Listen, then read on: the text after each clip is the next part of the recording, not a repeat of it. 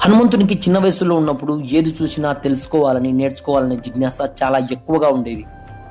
ఒక ఉదయం తన తల్లి సూర్యోదయాన్ని చూపిస్తూ, "ఇదిగో హనుమ, అది సూర్యుడు, జగత్తుకు జీవం ఇచ్చేవాడు" అని చెప్పింది.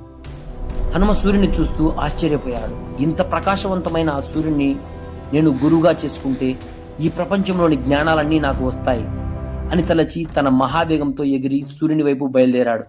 ఆ సమయంలో సూర్యుడు తన రథంలో సాగుతూ ఉండగా హనుమ అతని ముందు ప్రత్యక్షమయ్యాడు. సూర్యుడు చిరునవ్వుతో అడిగాడు, "బాలక, నా దగ్గరికి ఎందుకు వచ్చావు?" అని. హనుమ నమస్కరిస్తూ చెప్పాడు, "సూర్యదేవ, మీరు విశ్వానికి వెలుగు ఇస్తున్నారు. మీరు జ్ఞానానికి మార్గదర్శి. నేను మీ శిష్యుడిగా ఉండి విద్య నేర్చుకోవాలనుకుంటున్నాను." సూర్యుడు స్నేహపూర్వకంగా నవ్వి అన్నాడు, "నన్ను గురువుగా కావాలా? కానీ నేను ఎప్పుడూ కదులుతూనే ఉంటాను. నేను ఆగను. అప్పుడు నువ్వు ఎలా నేర్చుకుంటావు?" అని అన్నాడు. అప్పుడు హనుమ తన దివ్య బలంతో చెప్పాడు, "గురువు గారు, మీరు కదులుతూ ఉంటే నేను కూడా మీ ముందే నడుస్తూ నేర్చుకుంటాను.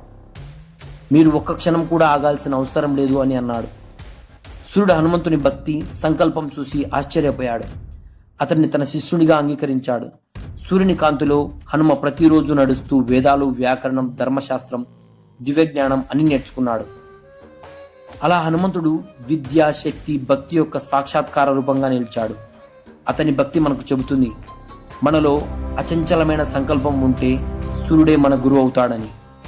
చివరగా, జ్ఞానానికి సూర్యుడు, భక్తికి హనుమడు.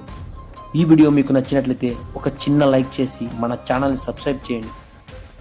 నెక్స్ట్ వీడియోలో మళ్ళీ కలుద్దాం.